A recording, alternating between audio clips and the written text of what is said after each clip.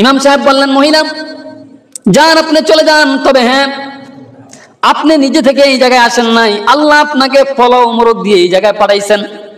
কারণ একজন নফল ব্যক্তি যে নফল নামাজ আদায় করে, বেশি বেশি নফল নামাজ পড়ে, ওই লোকটা যখন আমার কাছে, আমি জিজ্ঞাসা করলাম যে বসেন আজকে একসাথে দস্তরখানার মধ্যে দুজনে মিলে খাবো, সে বললেন পোলাও মোরগ ছাড়া খাবো না।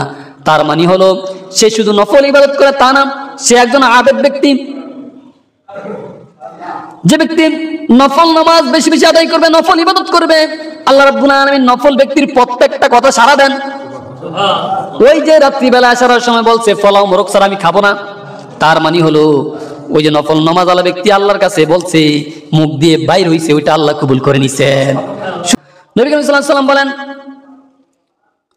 তোমরা বেশি বেশি নফল ইবাদত করো। নফল ইবাদত তোমরা যখন বেশি বেশি করে করবে, নফল ইবাদত তোমাদেরকে মনের মধ্যে এমন তৃপ্তি দিবে যে তৃপ্তিগুলা তোমরা জান্নাতের দিকে অগ্রসর হতে থাকবে।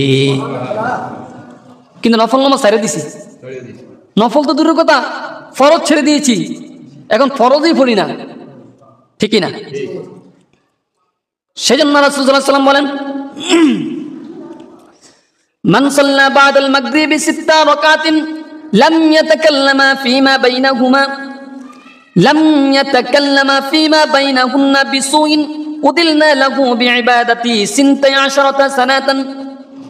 নবী করিম সাল্লাল্লাহু আলাইহি ওয়াসাল্লাম বলেন, যে ব্যক্তি মাগরিব নামাজের পর 2 রাকাত করে, 2 রাকাত করে 6 রাকাত আওয়াবিন নামাজ আদায় করবে, 12 বছর নফল ইবাদত করলে যে সওয়াব, আল্লাহ রাসূল সাল্লাল্লাহু আলাইহি ওয়াসাল্লাম বলেন তার আমলনামায় 6 রাকাতের বদৌলতে তার আমলনামায় 12 বছরের নফল ইবাদতের সওয়াব লিখে দিবে।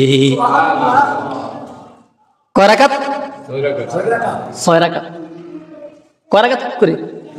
2 রাকাত করে। 2 রাকাত করে যদি কেউ 6 রাকাত নামাজ আদায় করলো, মাগরিবের নামাজের পর কথাবার্তা না বলে, তার আমল নামায় 12 বছরের নফল ইবাদতের সওয়াব তার আমল নামায় লেখা হবে।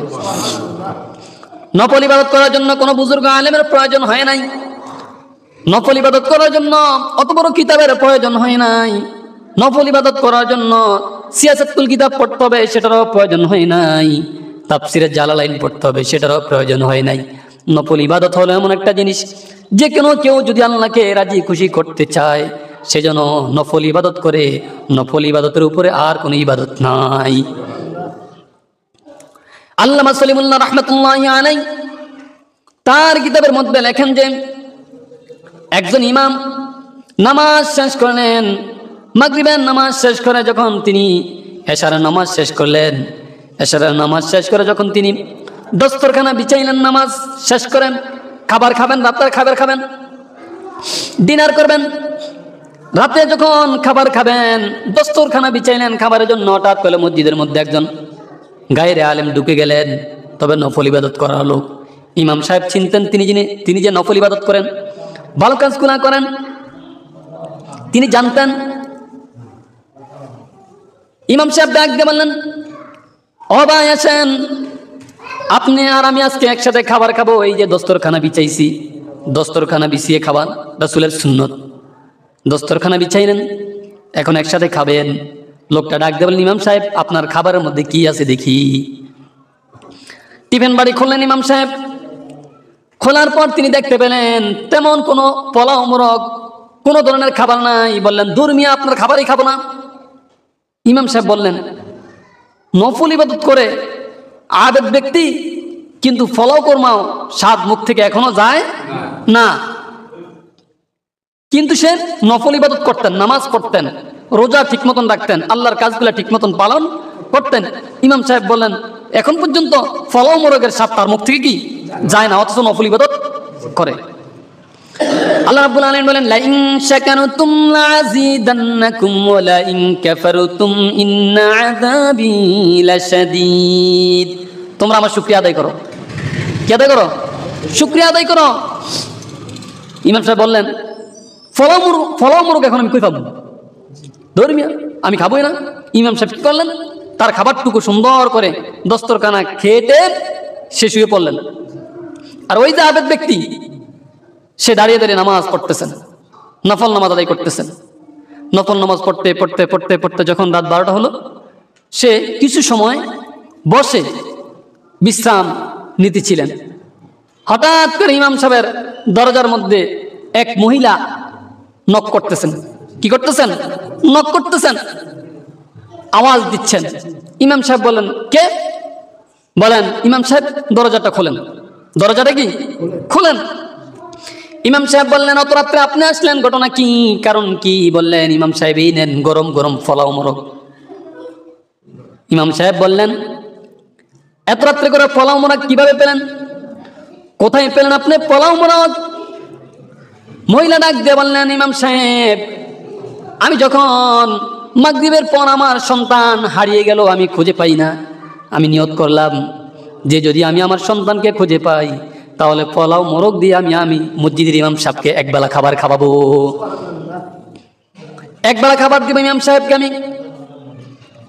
ইমাম সাহেব বললেন, মহিলা যান, আপনি চলে যান, তবে হ্যাঁ, আপনি নিজে থেকে এই জায়গায় আসেন নাই, আল্লাহ আপনাকে পোলাও মোরগ দিয়ে এই জায়গায় পাঠাইছেন। কারণ একজন নফল ব্যক্তি যে নফল নামাজ আদায় করে, বেশি বেশি নফল নামাজ পড়ে, ওই লোকটা যখন আমার কাছে, আমি জিজ্ঞাসা করলাম যে বসেন আজকে একসাথে দস্তরখানার মধ্যে দুজনে মিলে খাবো, সে বললেন পোলাও মোরগ ছাড়া খাবো না। তার মানে হলো সে শুধু নফল ইবাদত করে তা না, সে একজন আবেদ ব্যক্তি। যে ব্যক্তি নফল নামাজ বেশি বেশি আদায় করবে, নফল ইবাদত করবে, আল্লাহ রাব্বুল আলামিন নফল ব্যক্তির প্রত্যেকটা কথা সাড়া দেন। ওই যে রাত্রিবেলা আসার সময় বলছে পোলাও মোরগ ছাড়া আমি খাবো না, তার মানে হলো ওই যে নফল নামাজ আলা ব্যক্তি আল্লাহর কাছে বলছে, মুখ দিয়ে বাইর হইছে, ওইটা আল্লাহ কবুল করে নিছেন। সুতরাং মহিলা, আপনি নিজে থেকে কেন আসেন নাই? আপনার সন্তানও হারা যায় নাই। এটা কার তরফ থেকে? আল্লাহর তরফ থেকে। নফল ব্যক্তি বলছে পোলাও কোরমা ছাড়া ভাত খাবো না, তার মানে হলো ওই যে রাত্রে বলছেন ওই কথাটাই আল্লাহ কবুল করছেন, আপনার মাধ্যমে তার পোলাও মোরগের ব্যবস্থা কি করে দিয়েছেন? জরবান কি করছেন? আল্লামা সলিমুল্লাহ রাহমাতুল্লাহ আলাইহির কিতাবের মধ্যে সুন্দর করে আসছেন, যে ব্যক্তি নফল নামাজ আদায় করবে, বেশি বেশি করে নফল নামাজ পড়বে, আল্লাহ সুবহানাহু ওয়া তাআলা তার প্রত্যেকটা কথা আল্লাহ কবুল করে নেয়। আমরা তো এখন নফল নামাজ কি এটা জানি না, ফরজ তো জানি না, কথা বলে না। ফরজটা তো ফজর ওয়াক্তেই খায় ফেলাই। নামাজটা শুরু হবে ফজর থেকে মানুষের। নবীজি বলেন, সকালবেলা যখন কোন ব্যক্তি ফজর নামাজ আদায় করে জমিনের মধ্যে বেরিয়ে পড়ে, আল্লাহ জমিনের বান্দার জন্য ফজরের ওয়াক্ত তার খানা রিজিক বন্টন করে দেয়। কখন বন্টন করে? ফজরের পর থেকে। এখন যে ঘুমিয়ে থাকে তারটা বন্টন করবো কিভাবে? ক্লাসে ডাকতেছেন 1 2 3 4, ক্লাসে 5 নাই, কে নাই? 5 নাই। এখন সারা বলতেছে 5 5 5, সারা আসবে কেন? উপস্থিত।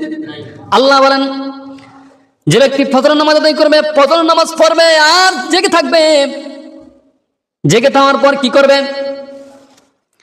রাসূল আকরাম সাল্লাল্লাহু আলাইহি ওয়াসাল্লাম হাদিস শরীফের মধ্যে কি সুন্দর করে উল্লেখ করেন, মানুষগুলা ফজরের পরে যেন না ঘুমায়। কেন যেন না ঘুমায়?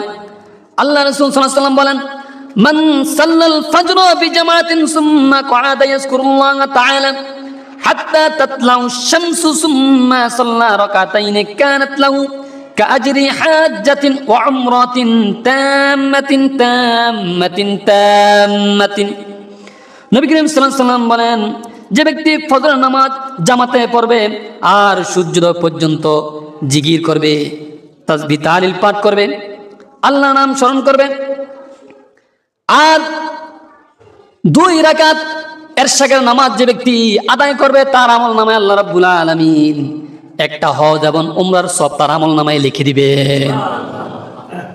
এখন ফজরের পরে যে ঘুম দেয় দিস্তায় যাই, দিস্তায় উঠলে খবর নাই, ছায়া দেয় লঙ্গির কাপড় লগে নাই, লঙ্গির কাপড় কই সেটাও জানা না, এত ঘুম।